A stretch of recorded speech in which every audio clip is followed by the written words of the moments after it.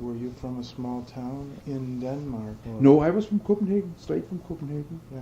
Yeah. It's But, in but a way, always yearned for the country. Yeah, I mean, in a sense, it's a long way from Copenhagen. Yeah, yeah. I mean, you know what I mean. Yes, yes. I left Denmark in 29. I was 23 years old and came over and settled out in California. And I never had the feeling that I wanted to go back to Denmark. Ever.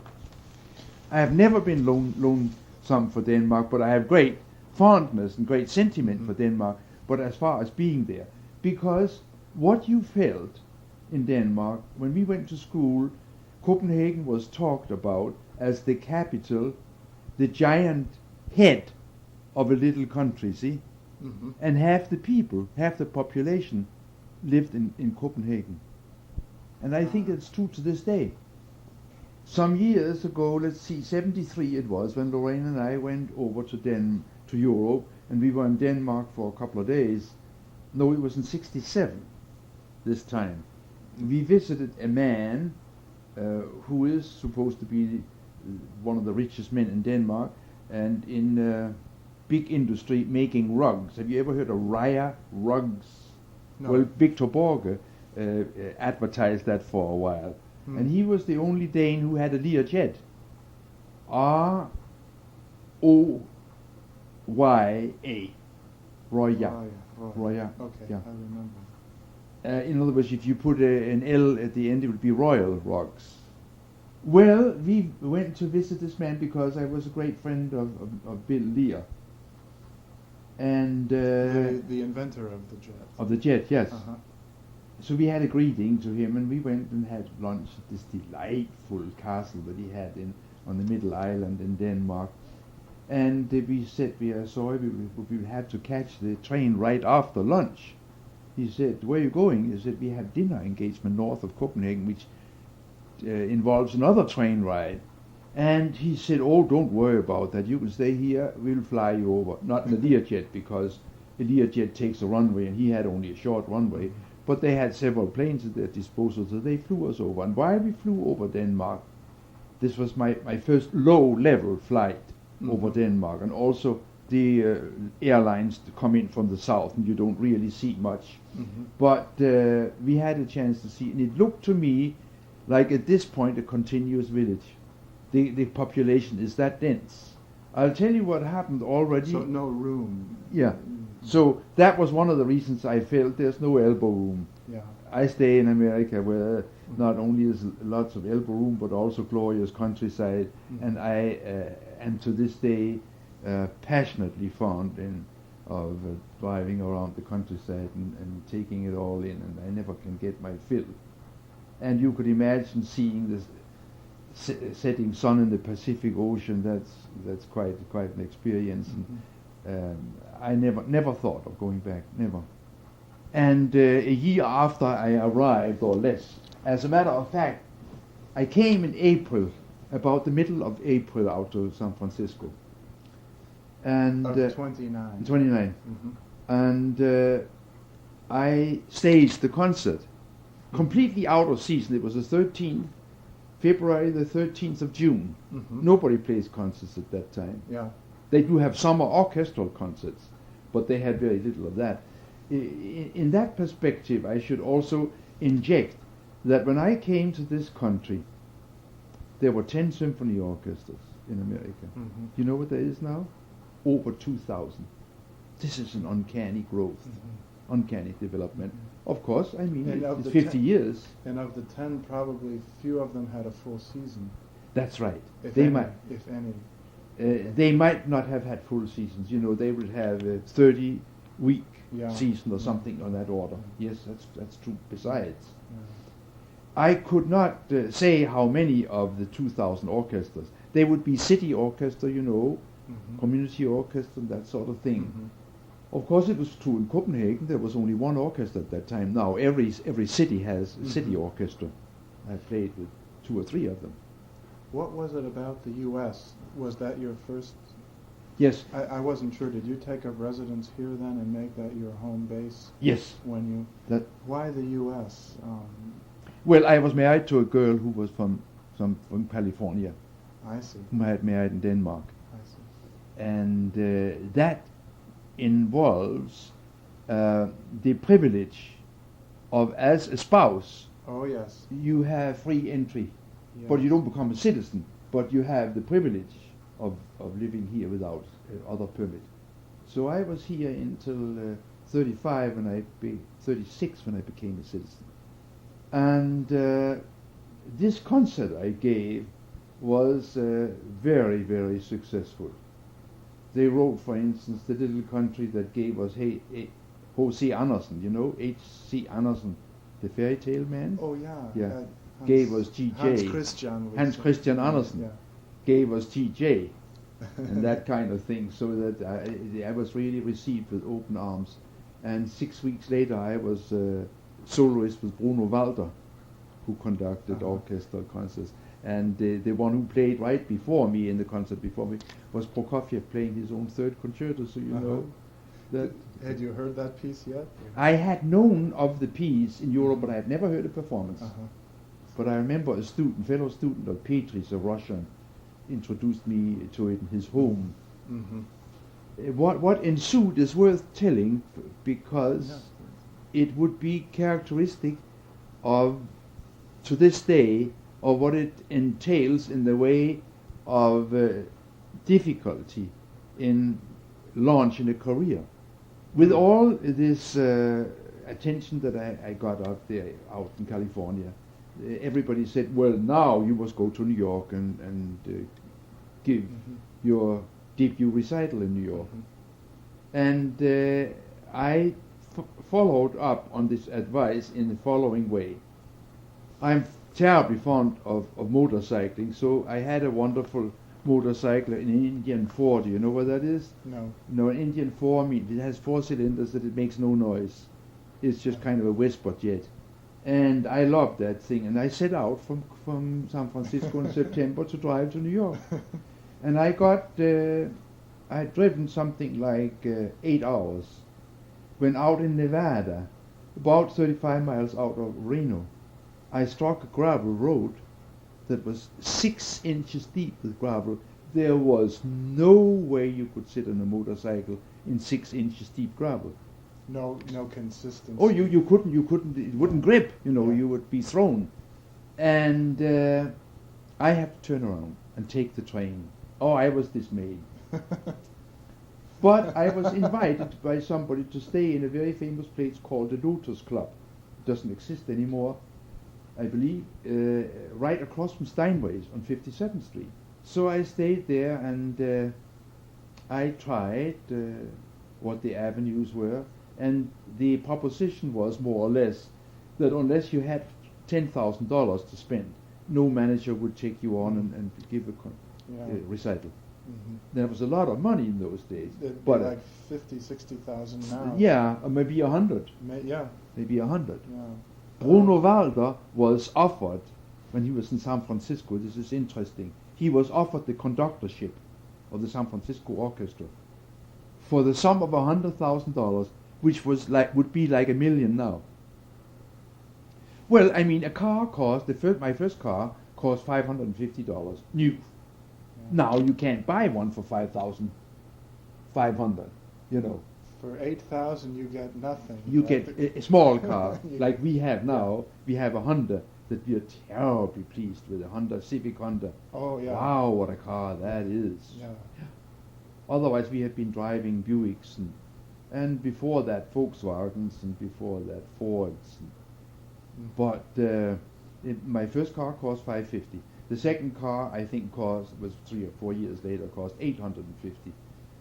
And the fourth car I bought was, in 1935, was one of the fanciest cars. If I had that now, it was an Auburn Speedster. Do you know what they were? With the pipes, exhaust pipes on the outside. I think like I've the seen Mercedes Excalibur. Yeah, no running board. No. Yeah. Boat shaped, you know. The most elegant thing that America ever turned out in the way of a car. Auburn Speedster. Auburn Speedster. They were supercharged, and I saw it on the automobile exposition in San Francisco. And I didn't really have the money, but I bought it, with the down payment and so forth. I had that for 5 years and drove it across every year because I had engagements in chamber music for Mrs. Coolidge. You must have heard about Mrs. Blake Coolidge, who was the Coolidge great Auditorium. yeah, in Washington. right. She was the great supporter and promoter of chamber music in America. Yes. And I got to play for her concerts already, I'd say 34, 35, and 36. I became the official pianist at her home quarters in Pittsfield, Massachusetts, where they had a very fine group of instrumentalists, string players, and we played concerts every Sunday. So I had that job for about 5 years, and that meant that I took that car across the country that many times. In the meantime, the roads were perfect. Since '34, the roads were all paved, and my first crossing was in '31, when there must have been at least 500, 600, 700 miles still with deep gravel. Part of it was in Nebraska, the western part of Nebraska. But by '34, it was all paved. When you got to New York and ran into the problems with the management, Yeah. then what happened? Well, that's good. I just simply gave up because I didn't have that money. In 1929, I had the good fortune to meet due to some friends with whom I had driven from New York to Chicago in the fall, beautiful fall colorings, late in September, early October. And they were good friends of Cyrus McCormick. So we went to be Cyrus McCormick's guests. And he was terribly fond of music and even composed small pieces himself. And we struck up a real friendship.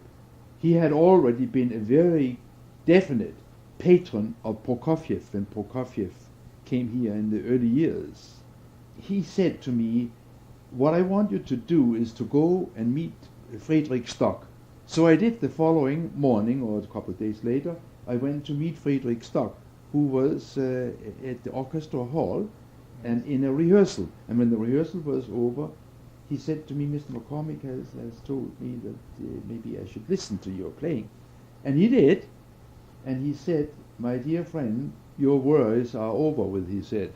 Mr. McCormick is going to take care of your needs for your career. Well, I want to tell you, when I left McCormick, he said, meet me next week in New York. I was going back to New York. Where This would be 1930? 1929. Still 20. My first year. Yeah. So I went to see him, and it was right after the stock crash.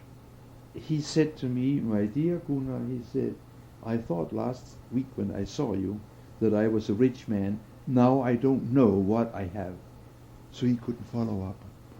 I mean, a man like Cyrus McCormick, can you imagine how severe that must have been?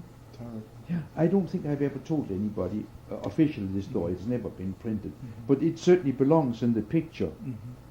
So I went back to San Francisco, and in 1930, I played more concerts and had more acclaim out there, and pretty soon NBC offered me a job with weekly recitals. It was called continuous program. In other words, there was no advertising with it. Sustaining program, it was called. A sustaining program. No advertising. And it was a half-hour recital every week. Well, I had a fair-sized repertoire, and it got larger and larger, of course, as I kept on preparing this. And it was a real challenge.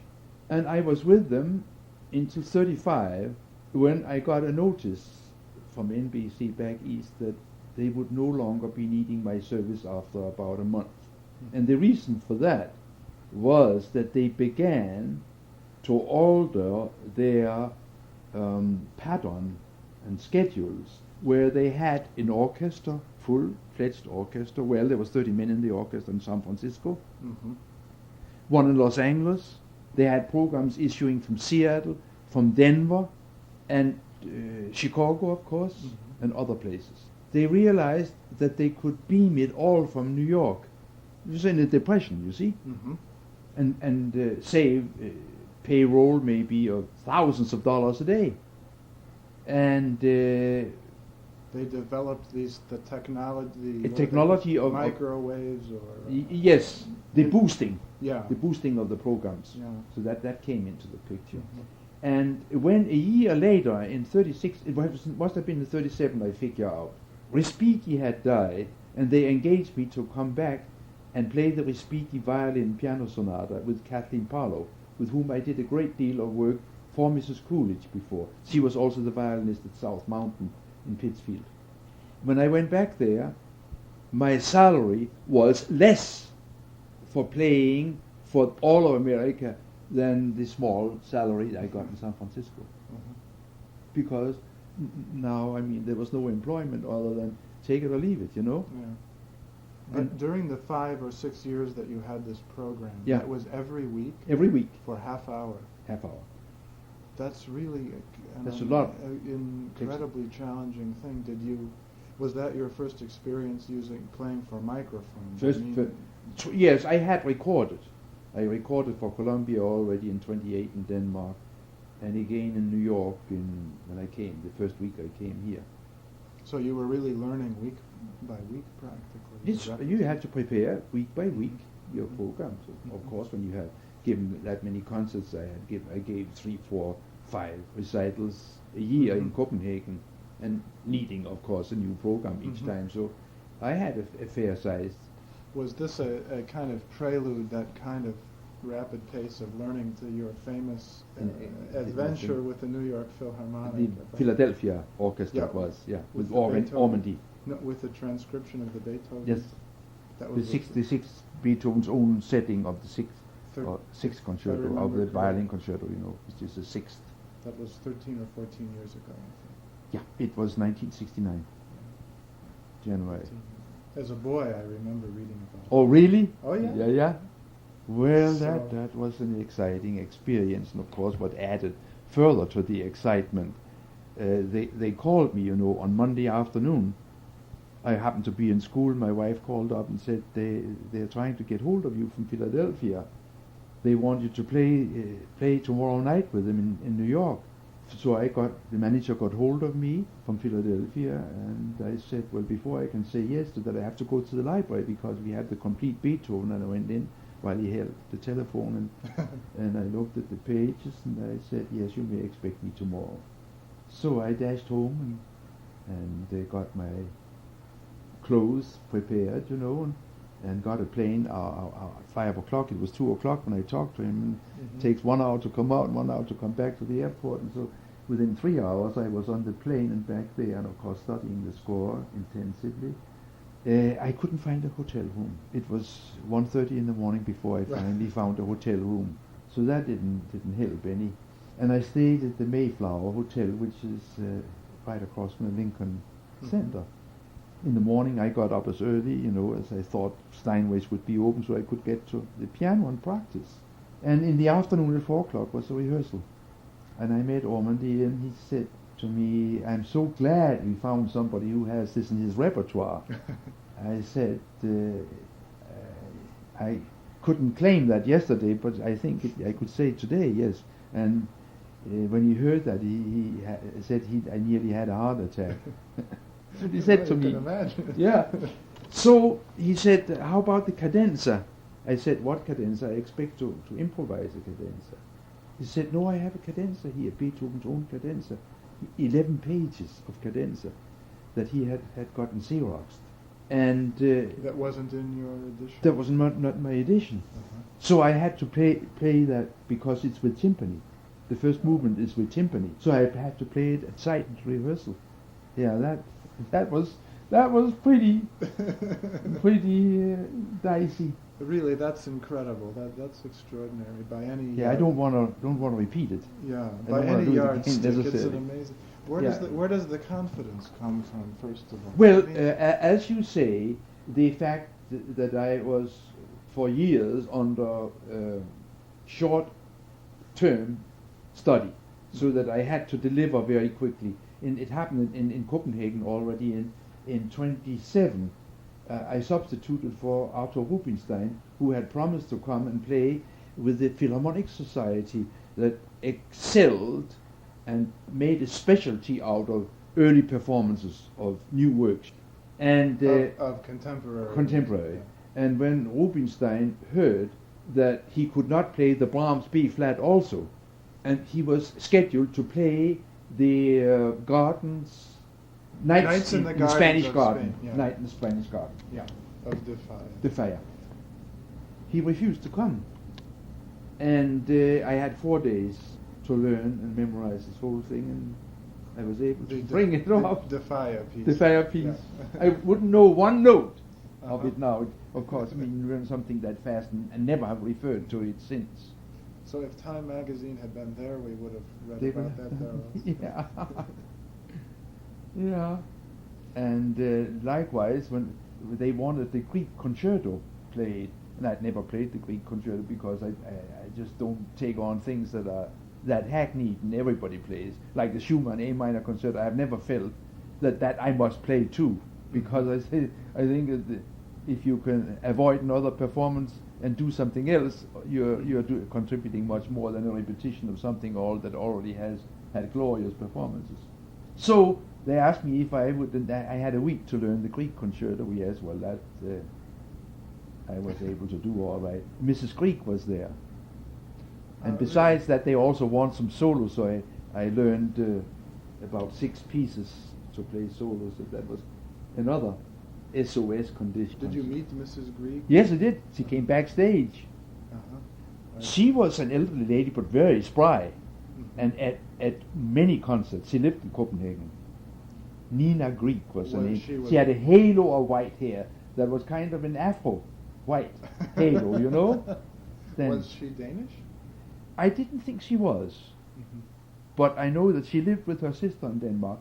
And Greek, as a matter of fact, finished the piano concerto in the little town where Victor Borge had his 75th birthday party, Really? Søllerød, north of Copenhagen. Is that where Victor Borge was born? No, but it's Yeah. a cozy place to go. Uh-huh. In this little town, Søllerød, which is probably about 20 miles, 15 miles from Copenhagen. Mhm. He had his birthday party, and that's where Greek in this little town finished. So Greek spent quite a bit of time in Denmark, and for good reasons, because all his works were published first by Peters when he was a student in Leipzig, Yeah. and then by Hansen in Copenhagen. I see. Hansen was his main publisher, Mhm. as was Sibelius' main publisher, Hansen, Mhm. Wilhelm Hansen, Uh-huh. Copenhagen. But back to the 30s. Back to the 30s, Yeah. and yes, when I no longer had this income, I had been doing some teaching on the side, you know. Mhm. So I thought, well, what would I do? And I had amassed all this repertoire, and I said, oh, I'll give subscription concerts. So I got up 12 recitals, traversing the literature from Frescobaldi to Stravinsky. And there would be one pre-Bach, one Bach program, one that would go to the forerunners of the classical period, namely Philip Emanuel Bach and such, Mhm. and go on to Haydn and Mozart. Mhm. The third program, the fourth program would be Beethoven. Mhm. The fifth program would be Schubert, and so forth. So that I did both in Berkeley and in San Francisco, in 2 places. In the meantime, I had been living in places I rented, see. Mhm. And I said, oh, it would be wonderful to have your own place. And I began to cast about for a spot. And I had one place spotted north of Berkeley in Richmond, where there were lots right down to the water. And that appealed greatly to me. In the meantime, I met a friend whose parents had a marvelous place 100 miles north of San Francisco on the coast. And he said, before you buy anything, you've got to come up and see the neighbor place that's for sale. I went up to see this place, and I knew that if I could possibly manage to get this, well, it called for more money than I had ready at that time. And I knew a friend who was very fond of beautiful countryside. And this friend was one of the subscribers to my concert. And he came, it was after the Beethoven recital, and I said to him, George, I have found something and I think that you might be interested in buying with me. And he said, let's go and see it. We went and saw it, shook hands on it, and we bought it right there and then. 440 acres in the Redwoods. Absolute glorious. Absolute glorious. And that has been my second home. It became my first home at that time until the time when I joined the University of Wisconsin, which was in 1939, when I took the post of artist in residence. But preceding that, I had been in Chicago, playing at Chicago University, that series of 12 concerts. Oh, in Mandel Hall, probably. I played in the Oriental Institute. Oh, My recitals they had a beautiful recital hall, yeah. and they all took place in the Oriental Institute, which was a nice size, probably held a couple of hundred people, you know. Mm-hmm. And I was engaged by the Dean of Music there, Carl Brigham. Mm-hmm. And he was prevailed upon by the administration in Wisconsin to come and take over the music department. Well, you don't easily leave Chicago for Wisconsin.